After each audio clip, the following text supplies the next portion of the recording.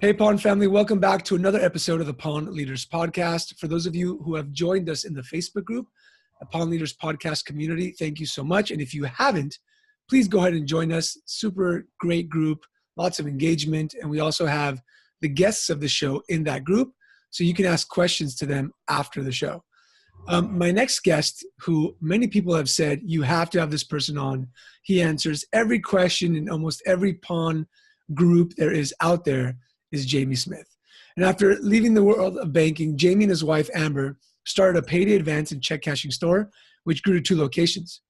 At the same time, they also started an eBay business selling coins and bullion, which eventually grew into one of eBay's more successful retailers in that category, achieving titanium top-rated seller status. In April of 2013, they launched their first pawn store, opening Allied Pawn, in Dubuque, Iowa. The business has flourished and customers have been rolling in ever since.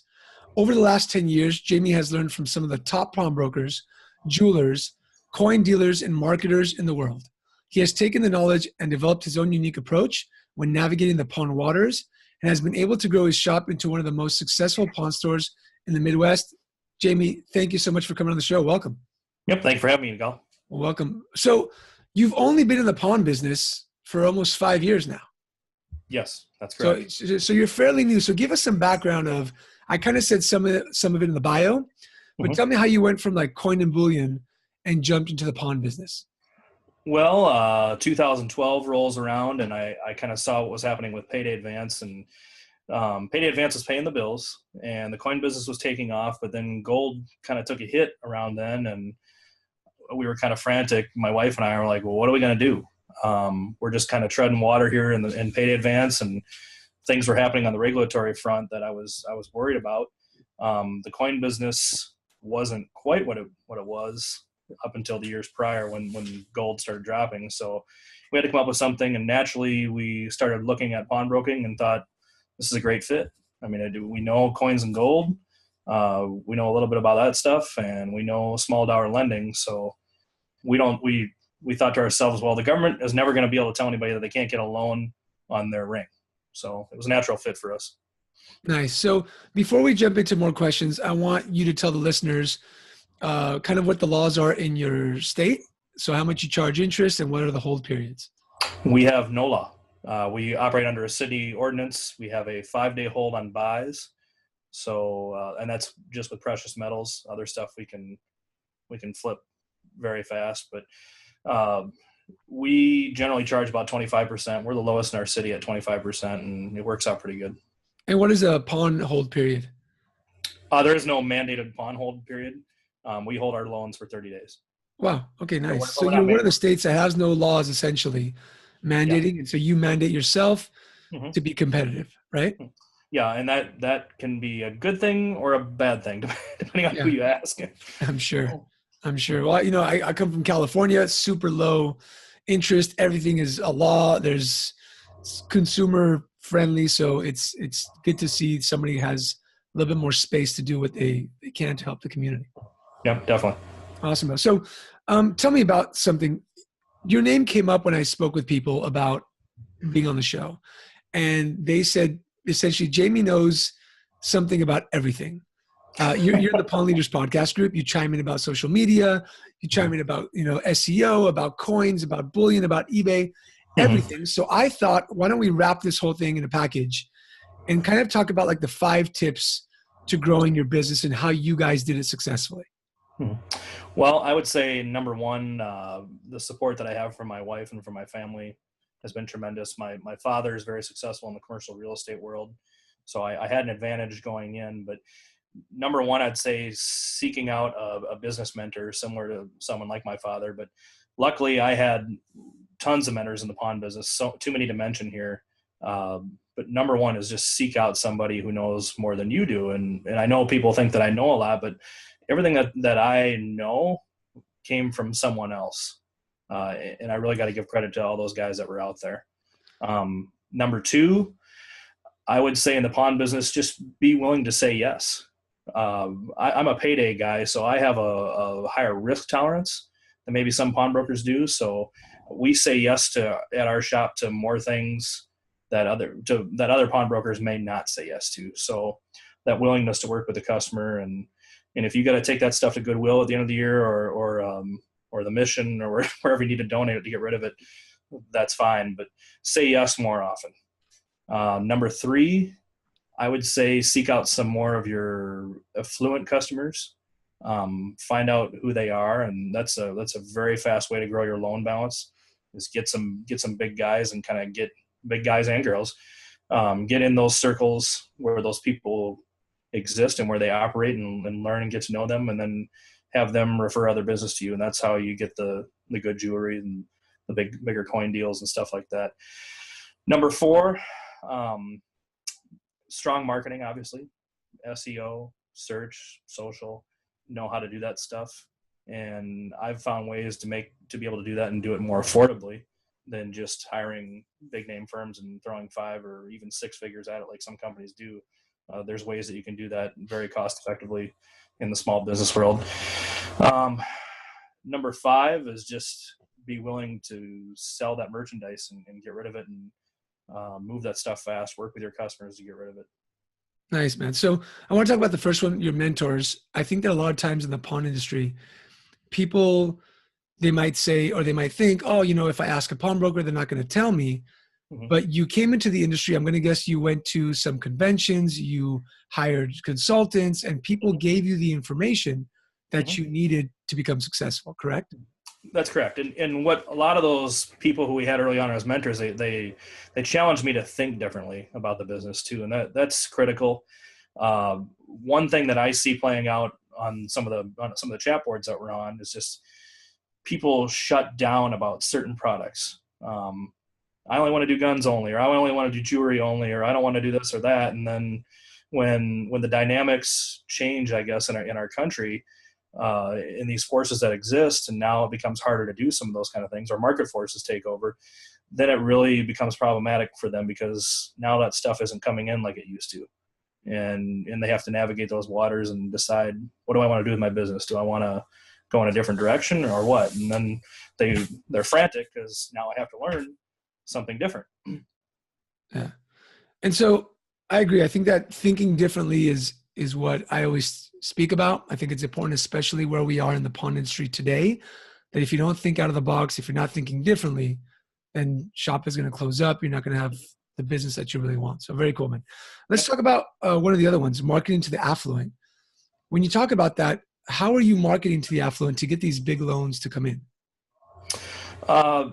Just really targeted advertising toward them. I've done some things in print, belonging to some clubs and some organizations locally, to go out and just shake the hands and press the flesh with the right people.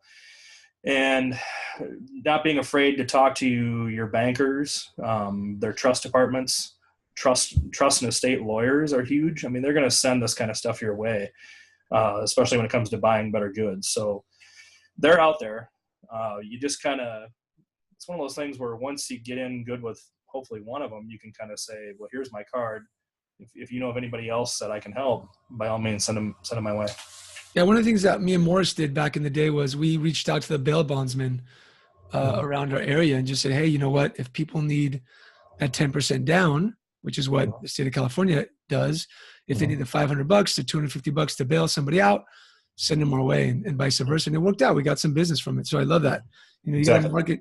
That wasn't an affluent thing, but you have to market to different types of people as opposed to just waiting in your shop for them to come in. Yep. There's a great book out there. I'm sure you're probably familiar with the Kennedy Glazier School of Marketing, Dan Kennedy. Yep. There's a book out there where it's the No BS Marketing the Affluent, and he has a whole series of No BS books, which are just phenomenal business books that I've mentioned those several times on those chat boards, that everyone ought to just grab a book from those series and read them. So Dan Kennedy's No BS, right? Yep, correct. Yeah, Dan Kennedy, I've heard he's a genius. I've read one of his books. Yes, he's I have one of his books called The Question. So yeah, great, man.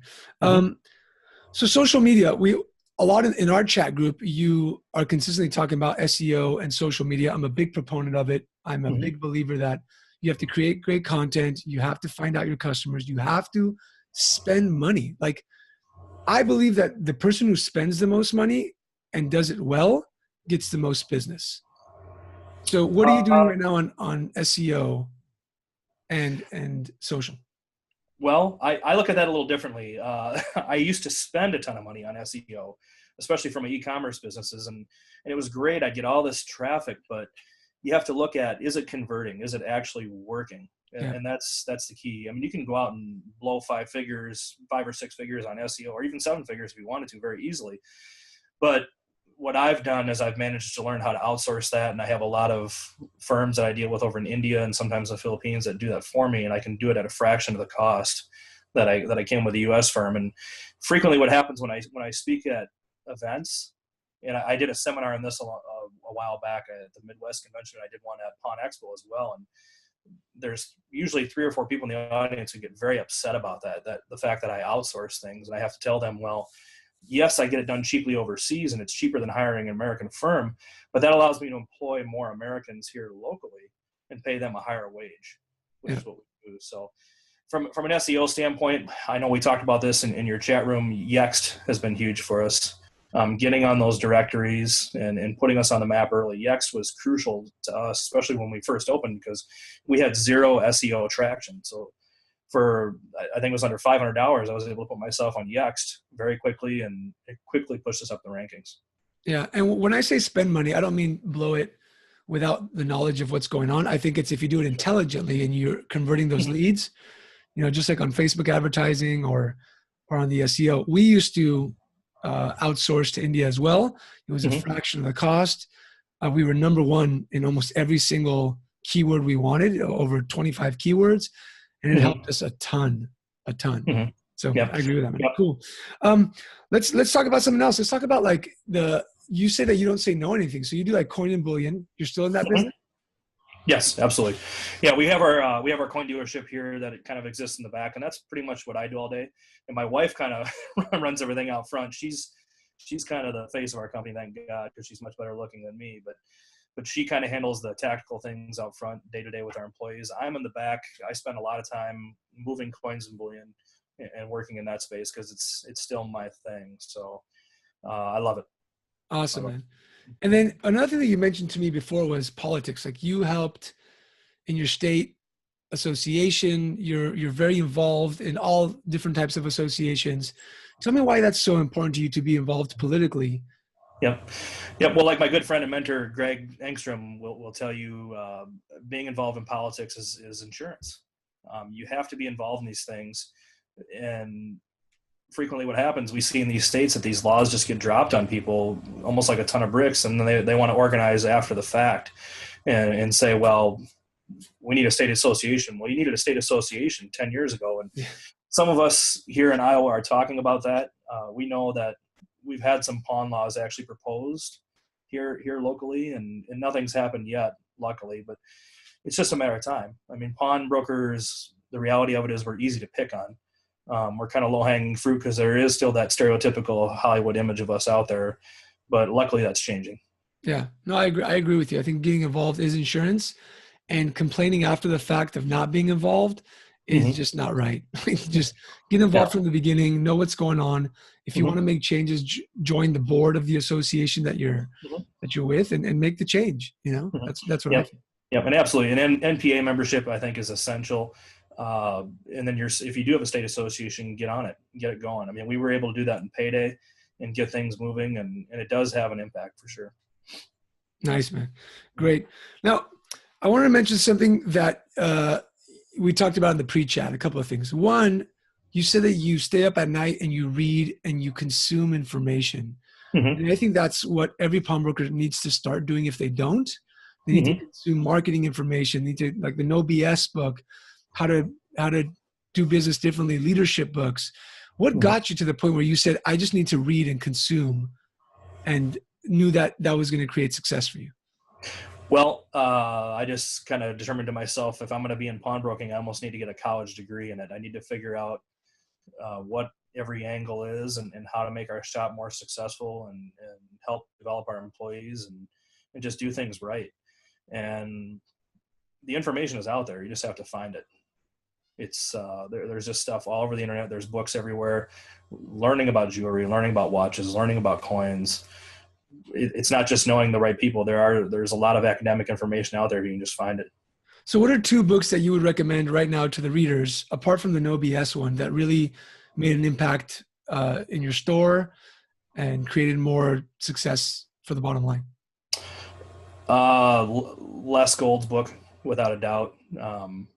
Les is somebody I look up to. He's almost like a grandfatherly figure to a lot of us. And I went up there last year and hung out with him and Les and everyone up there and learned a lot from him.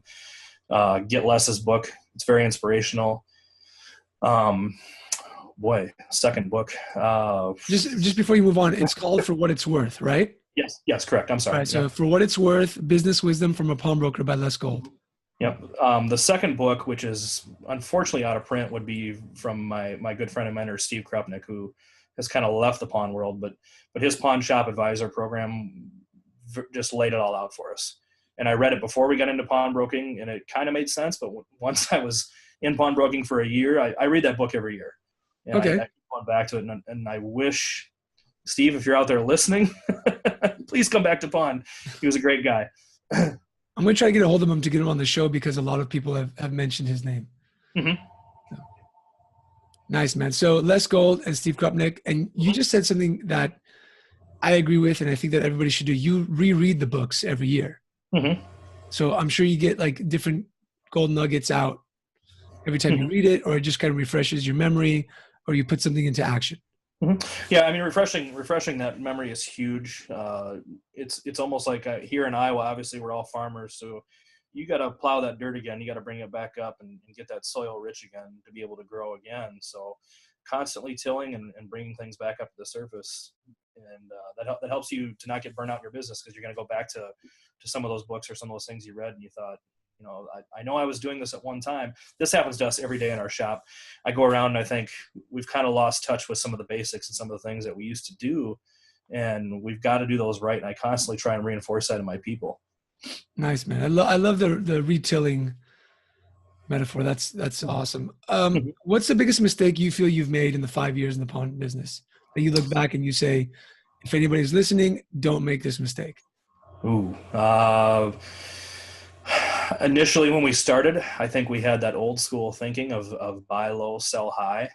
And sometimes we have a tendency to even go back to that. We forget that we're there to loan money to our customers, and that's our primary core business. And I see that all across the nation. We have a tendency to always revert to how cheap can I get that thing, or what's going to happen if it comes out of pawn and I'm going to be stuck with it. So that's the biggest mistake that we still make day to day. Again, I guess it's human nature. It's hard to overcome that. Yeah. How big is your team? Right now we're up to about 14. 14 employees. Mm-hmm. And so what do you do to create a better culture for them and to create a better leader in yourself and your wife, so those people are happy and they're keeping the customer happy as well? We keep it very relaxed here. We try to, I would say my wife is more kind of the friendly mama around here, that my employees get along with her sometimes better. I'm kind of the guy who has to come in there sometimes and be the mean guy every once in a while and say, hey guys, come on, let's get back to it. But we keep things very relaxed around here, and that helps us to relate to our customers as well, because our customers see that we're having fun, and having fun is the most important thing. And then obviously rewarding them monetarily whenever we can. When we have a good year, we'll drop a nice size check on them, especially around Christmas, and say, hey, thanks for getting it done. So at the end of the year, just to reiterate that, you look at your profit and you say, hey, I made so much more money. I hit my goals. And it's because of these employees, these team members. So you'll incentivize them and give them a bonus. Yep, absolutely. Almost like a profit sharing system.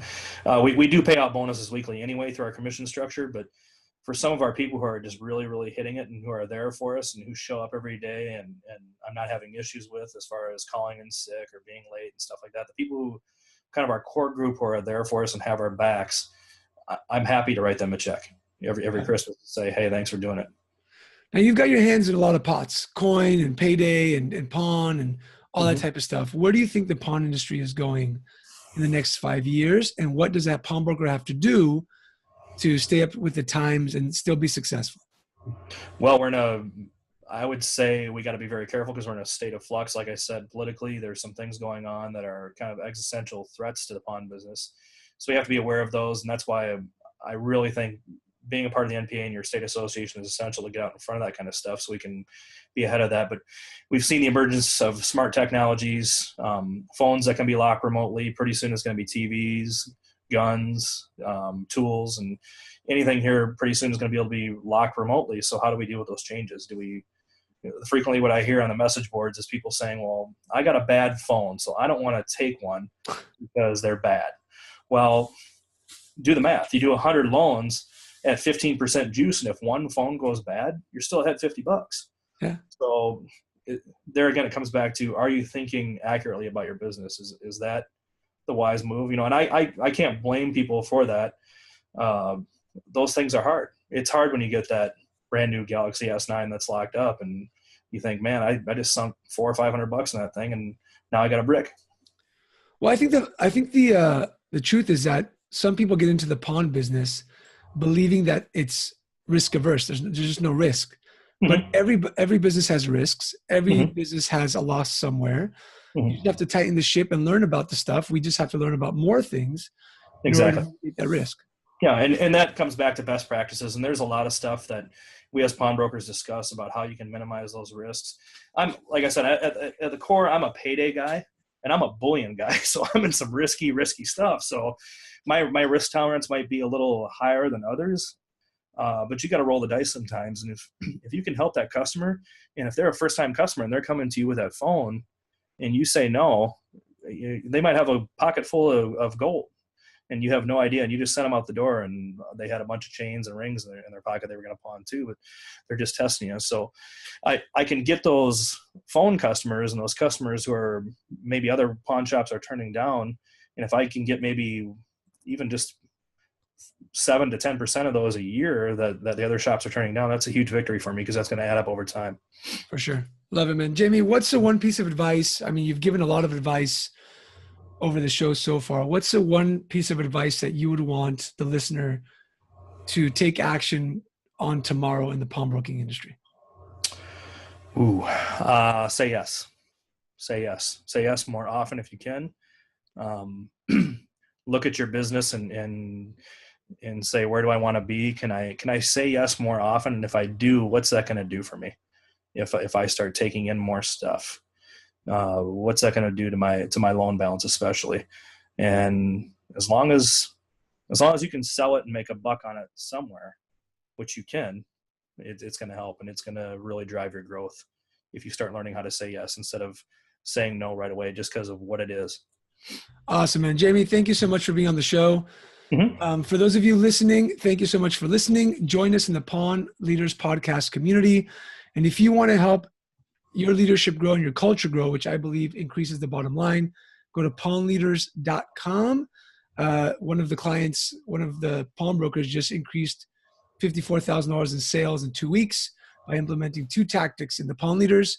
So reach out to us. Thank you so much for listening, and we'll see you next time around.